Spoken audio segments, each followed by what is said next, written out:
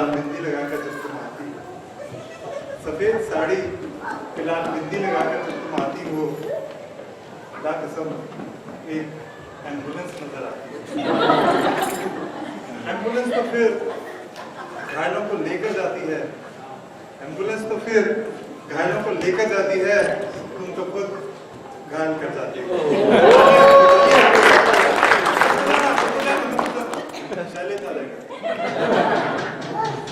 लो आ गया जेलो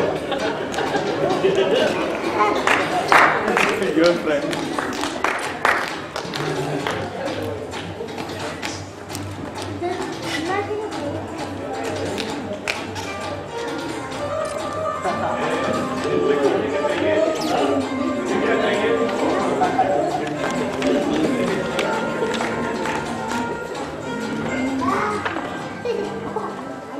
वाह मनोज वाह, क्या घटिया शेर मारा। इस लाल बिंदी का मतलब तुम जानते हो? लाल बिंदी का मतलब दोस्तों, ये औरतें जो देख रही है तो उसकी रिकॉर्डिंग चालू है।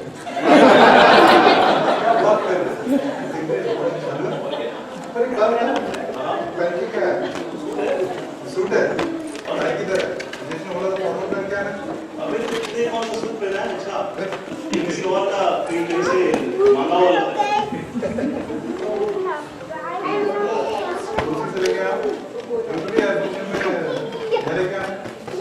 तो दोस्तों सबसे पहले मैं उन लोगों से माफी मांगना चाहूँगा। हम दोनों जिन लोगों को हिंदी अच्छे से नहीं आती तो मुस्लिम को आगे हुई, लेकिन जैसे वो इसलिए क्योंकि ये जो लिखी है ये सिर्फ हिंदी में ही करनी हो सकती है। या तो माफी भी तो इंग्लिश में मांग ताकि उनको लोगों को समझाएगा।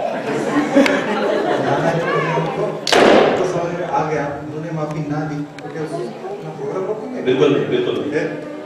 तो शुरू करें? लेकिन I would like to apologize on behalf of us for those who don't understand Hindi. That means you guys can like do whatever you want on your phone or something. But still you can watch us. I hope you will enjoy the show. Can you start? Yes. Okay. तो हम सब एक आप लोगों को राजेश और अंजना की 25th wedding anniversary पर, सिल्वर जुबली वेडिंग एनिवर्सरी पर एक कहानी सुनाने वाले हैं। तो सबसे पहले डिस्क्लेमर, इस कहानी के सभी पात्र और घटनाएं काल्पनिक हैं, चाहे उनके नाम हो चाहे जगह का नाम हो, सब काल्पनिक है। और उन घटनाओं और नामों का किसी और चीज़ से या रियल लाइफ से मेल होना सिर्फ संजोग हो सकता है। वैसे शक्ल से आप सब लोग समझदार ही लग रहे हैं तो समझ ही जाएंगे। तो कहानी शुरू करते हैं। कहानी में दो पात्र हैं, मुख्य पात्र। उनमें से एक का नाम है ब्रजेश और एक का नाम है अंजना। और कहानी इस विषय में है, कहानी कैसे ब्रजेश ने भोली भाली अंजना को बहलाया, सुलाया, डराया, धमकाया और प्यार से फंसाया, विश्वास रचाया। उसको 25 साल तक बड़ी खूबसूरती और मोहब्बत के साथ निभाया। लेकिन कहानी में ट्विस्ट है। इस कहानी में हमने थोड़ी मिर्ची डाली है, थोड़ा मसाला डाला है, और अगर मिर्ची ज्यादा हो जाए तो विशेष ने वैसे खाने का अरेंज किया है, मीठा खा लेना, मिर्ची कम हो जाएगी। तो दोस्तों ये कहानी है लखनऊ में, आज से करीब 30 साल पहले। एक हसीना थी, एक दीवाना था, क्या उम्र क्या समा क्या जमाना था। एक दिन वो मिले, रोज मिलने लगे, फिर मोहब्बत हुई, उनकी शादी हुई। 4-5 महीने का आ गया, सीधा शादी करा दी। सब मसाला तो क्या हुआ उसका? मसाला तो नहीं बोलना है क्योंकि ये अपनी ऑडियंस यहाँ पे PG-13 है। PG-13 बस तेरे कहने का मतलब है कि जिस लाइफ में आर्टिस्ट क्या बकवास कर रहे हो तुम? ये अपने ब्रिजेश बाबू पे सरिया इल्जाम लगा रहे हैं। क्या है? मैं इल्जाम का लगा रहा हूँ? मैं तो क्वेश्चन पूछ रहा रहा हूँ और क्वेश्चन तो कुछ भी पूछ सकता है, कोई भी पूछ सकता है। और ये तो फिर भी काल्पनिक कहानी है, इसमें कुछ भी हो सकता है। ओके ओके ओके, क्या मनोज ये पता है? हाँ ये अंजना जो है कैरेक्टर, उनके उनके उनके उनका सबसे फेवरेट हीरो कौन? नहीं पता। कोई गेस ऑडियंस में? अमिताभ बच्चन। बिल्कुल सही। अंजना का सबसे फेवरेट हीरो था मिथुन चक्रवर्ती। क्या बात कर रहा है? बात मेरे को समझ में नहीं आई। अरे मिथुन चक्रवर्ती फेवरेट हीरो था, तो कहाँ मिथुन चक्रवर्ती और कहाँ ब्रजेश?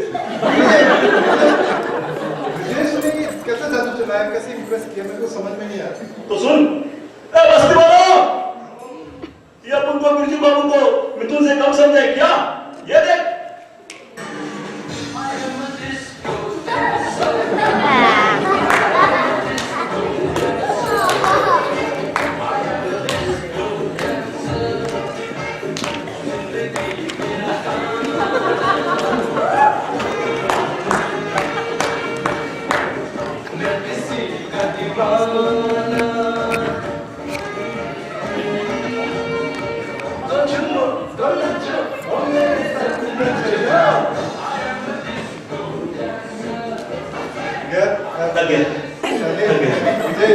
शैलेश, तेरी परफॉर्मेंस देख के मुझको काफी कॉन्फिडेंस आ गया कि अंजना इम्प्रेस हो गई होगी। अंजना क्या, अंजना का पूरा परिवार इम्प्रेस हो गया होगा।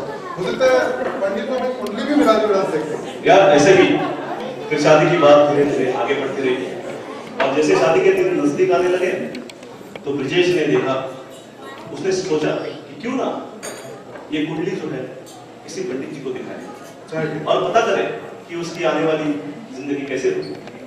तो एक दिन मस्त सुबह नहा धो के ब्रजेश बाबू निकले कुंडली लेकर पंडित जी के। पंडित जी, बोलो बच्चा। नमस्कार। नमस्कार नमस्कार। ये कहिए कि हमारी कुंडली में शादी के बाद का मैरिड लाइफ कैसे होगा?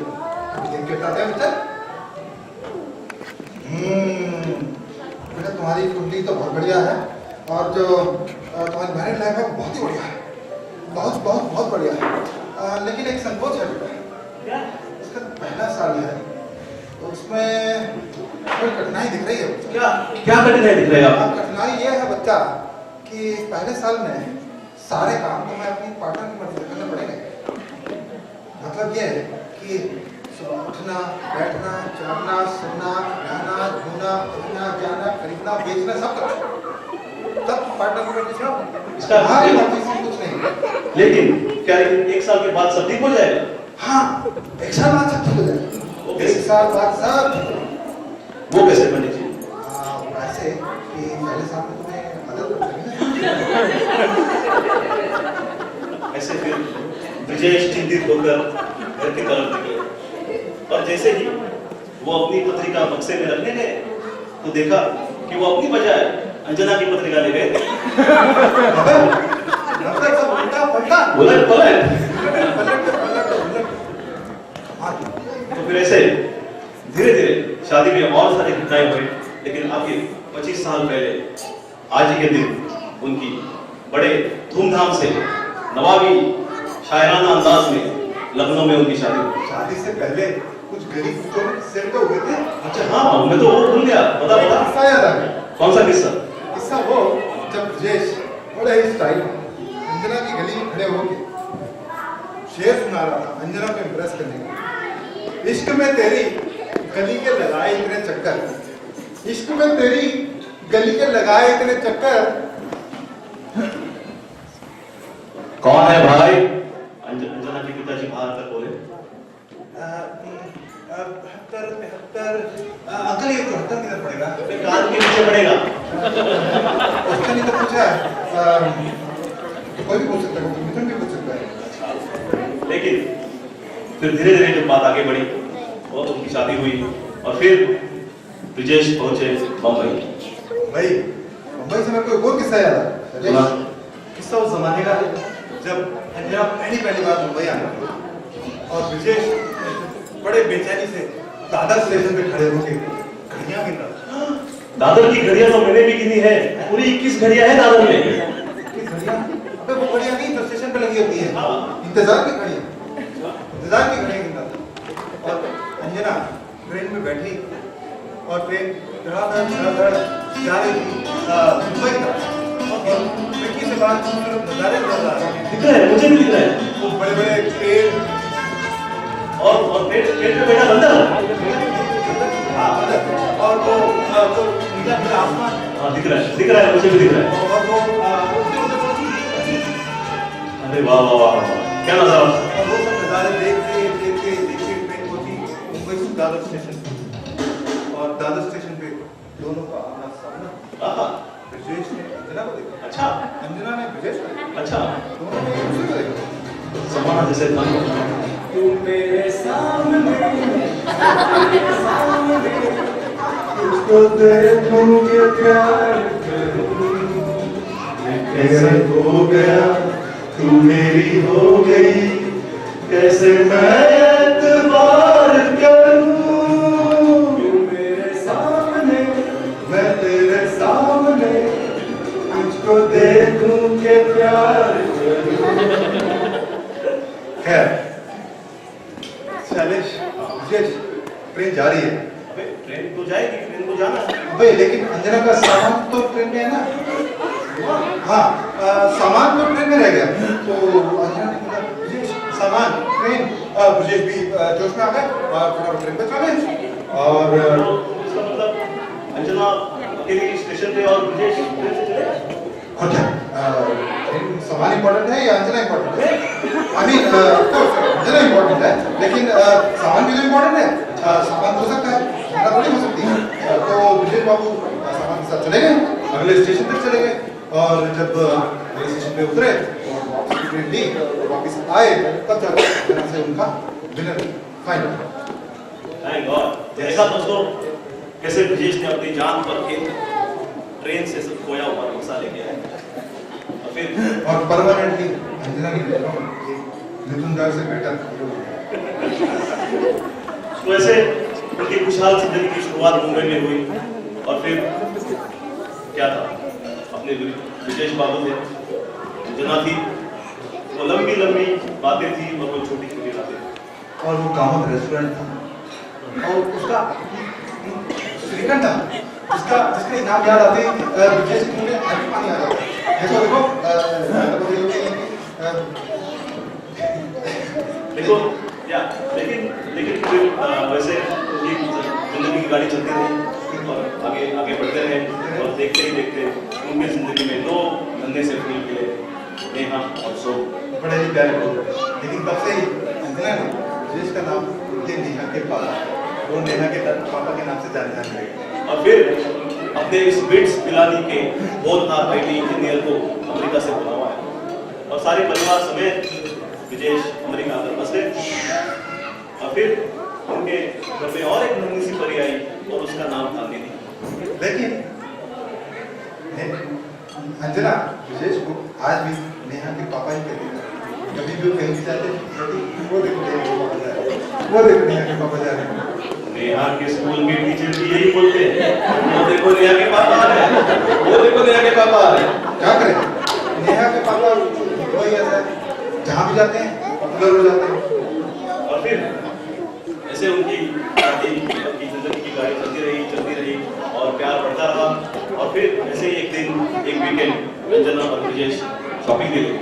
हाँ शेयर में फिर जैसे वो चल रहे थे अंजना की नजर एक पर्स पे पड़ी और वो जाके ब्रिजेश को बोली, सुनिए नेहा के पापा, हाँ बोलना अंजना। ये पर्स कैसे लग रहा है आपको? बहुत सुंदर है, बहुत सुंदर है। यही क्यों अंदर जाके और देखते हैं। चलो चलो। Can you show me this one please? And that one? This one too. देखो ये अच्छा है, बहुत अच्छा है। ये वाला उससे भी अच्छा है। देखो इसका रंग मुझसे बेहतर है। तुम ये वाला ट्राई करो, ये ऐसा तो पूरे लखनऊ में कहीं नहीं मिलेगा। Can you please pack this one please? Anjana, अरे तुम बाहर क्यों आ गई? मैं तो तुम्हारे 3 पर्स पैक करा दिए। नहीं छोड़िए चलो हम देवी की चल। तो देखा दोस्तों, हमारे अंजना भाभी की पसंद पे इतने पैशनेट और इतने इमोशनल हो जाते हैं।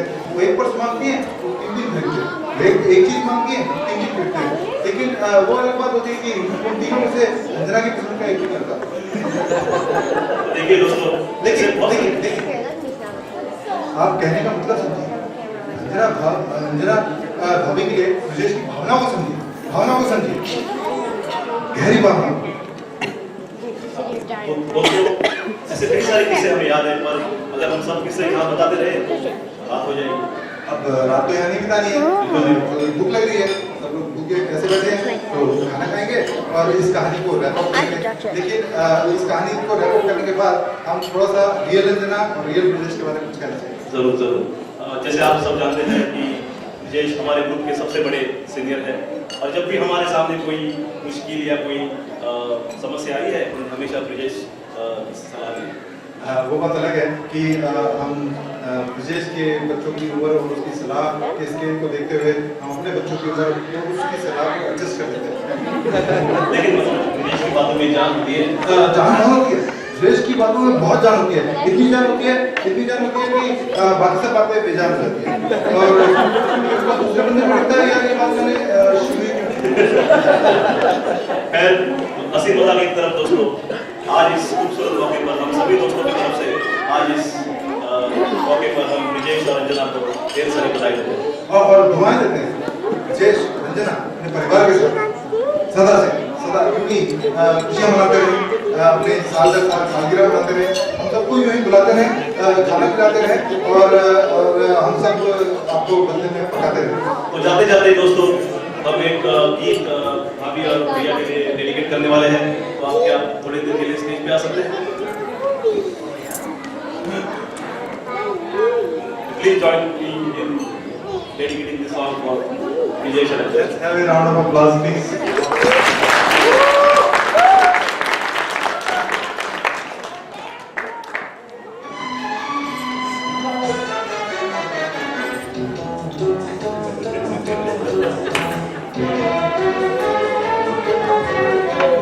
वाह राम जी, जोड़ी क्या बनाई भैया और भाभी को, बधाई हो बधाई। अरे सब रस्मों से बड़ी है तुमने दिल से दिल की सगाई।